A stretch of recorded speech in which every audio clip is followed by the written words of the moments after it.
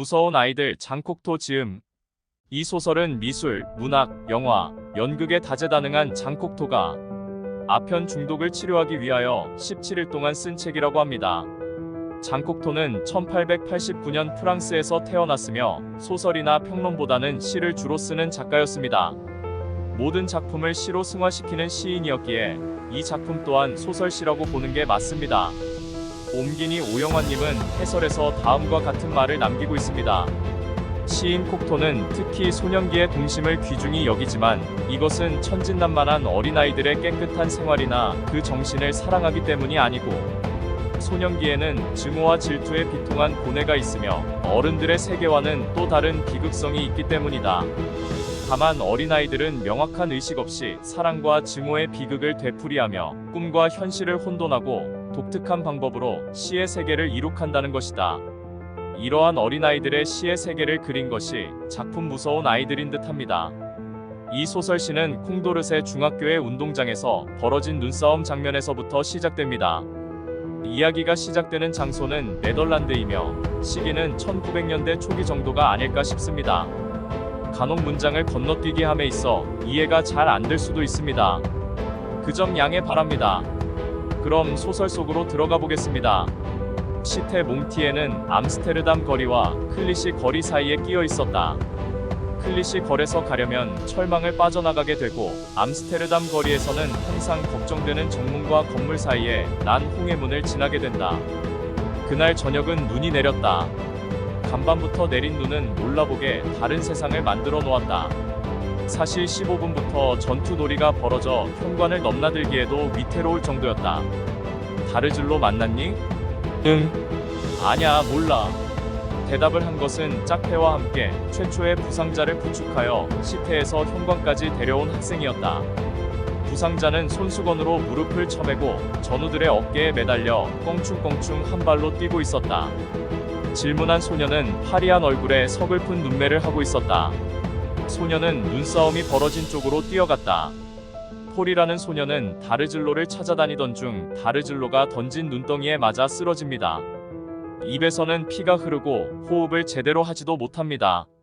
잠시 후 제라르라는 친구가 훈육주임 선생님과 함께 오며 눈싸움은 중단됩니다. 다르즐로는 폴이 좋아하는 친구였고 폴은 제라르가 좋아하는 친구였습니다.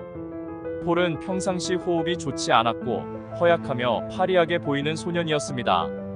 이제 제라르는 여느 때의 리듬을 다시 찾았다. 그는 폴을 지켜주고 있는 것이다. 이것이 그의 역할이었다. 그는 폴을 바래다주고 있는 중이다. 불현듯 그는 자기가 다르즐로를 탓했다는 것, 도살인 원한이 그런 말을 내뱉게 하였다는 것, 따라서 올바르지 못한 일을 하나 저지르게 하였다는 것을 생각해보았다. 너 돌았니? 하며 죄인의 죄를 씌워주는 폴이 있었다. 제라르는 마음을 괴롭히는 이런 일을 떨쳐버렸다. 핑계는 여러 가지 있었다. 다르즐로의 무쇠 주먹에 잡히면 눈뭉치 하나도 다르즐로의 9날 달린 나이프보다 더 흉측스런 덩어리가 될 수 있는 것이었다. 옴기니의 말에 따르면 장콕토는 이 소설을 발표한 후 수많은 독자들에게서 이 소설의 주인공들과 똑같은 생활을 하고 있다는 편지를 받고서 깜짝 놀랐다고 합니다. 무슨 편지였을까요? 다음에 나오는 놀이라는 단어를 보고 유추해 보시길 바랍니다. 붉은 빛의 반사가 폴의 얼굴 위에서 춤추었다. 제라르는 폴이 정신을 차리는가 보다고 생각했다. 마지막 차의 회오리가 지나가자 폴은 다시 헬쑥해졌다. 그때 제라르는 자기가 쥐고 있는 손이 따뜻하다는 것, 그 흐뭇한 따스함이 자기로 하여금 놀이를 해준다는 것을 깨달았다. 놀이란 무척 정확지 못한 용어이지만 애들이 잠겨드는 그 반의식 상태를 폴은 이렇게 부르곤 했다. 책 무서운 아이들에는 놀이라는 단어가 자주 등장한다. 애들이 잠겨드는 그 반의식 상태인 놀이라는 단어가 무엇을 의미하는 것일까요? 제라르는 폴을 택시에 태워 폴의 집으로 함께 향합니다. 얘가 놀이를 하고 있나? 제라르는 폴의 따스한 손을 꼭 쥐고 젖혀진 얼굴을 물끄러미 들여다보며 속으로 물었다. 얘가 놀이를 하고 있나? 제라르는 착각하고 있는 게 아니었다. 폴이 하는 놀이란 도무지 다른 것이었다. 소방차가 지나가도 폴의 마음을 놀이에서 떼어놓지는 못했다. 폴의 집에는 홀어머니와 누나가 살고 있었습니다. 어머니는 지병으로 누워 계셨고 그런 어머니를 간호하고 있는 건 2살 터울의 누나 엘리자베스였습니다. 엘리자베스는 놀이를 해보려고 들었다. 그러나 불가능한 일이었다. 가슴이 울렁거렸다. 제라르에게도 그렇듯이 그녀에게도 눈싸움의 결과는 그들의 꿈 같은 세계에 속하는 것이 아니었다.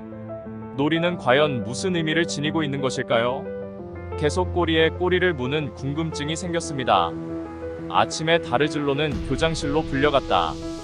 교장은 훈육주임이 하던 신문을 계속할 셈이었다. 울화가 터진 다르즐로가 매우 건방진 태도로 "그래요. 그래." 하는 식의 대꾸를 하였기 때문에 교장은 팔걸이 의자에서 벌떡 일어서서 주먹을 내밀어 책상을 꽝 치며 그를 위협하였다. 그러자 다르즐로는 윗도리에서 후춧가루 병을 꺼내 교장의 얼굴에 대고 그 알맹이를 뿌렸다. 학교라는 곳에는 사형이 없으므로 다르즐로는 퇴학 처분을 받았고 교장은 의무실로 옮겨졌다. 나는 무서운 아이들이란 제목이 다르즐로와 같은 행동 때문에 붙여진 것이라 생각했습니다. 솔직히 현재 대한민국 교권이 무너지고 촉법 범죄가 기승을 부리는 상황도 이 무서운 아이들과 무관하지 않지 않습니까? 솔직히 무서운 아이들을 길러내는 자들이 누구입니까? 바로 무지하고 성숙하지 못한 부모들 아니겠습니까? 지위에 높고 낮음, 돈에 적고 많음을 떠나 책을 읽지 않거나 정신 수양이 덜 된 사람들, 그 아래에서 무서운 아이들이 성장할 확률이 높은 것은 당연합니다. 어머니의 갑작스런 별세는 태풍을 중단시켰다. 그들은 어머니를 사랑하고 있었다. 그런데도 어머니께 함부로 대했던 것은 어머니는 죽지 않는다고 여겼기 때문이었다. 오직 아이들만이 꼼짝도 못한 채 새파래져서 이 석화한 외침소리, 살아있던 사람과 허수아비의 자리바꿈, 그들이 대면한 적도 없는 성남 볼테르를 우두커니 쳐다보고 있었다. 폴과 엘리자베스는 이제 고아가 되었습니다. 여기서 우리는 볼테르라는 이름을 주목할 필요가 있습니다. 볼테르가 누군가요?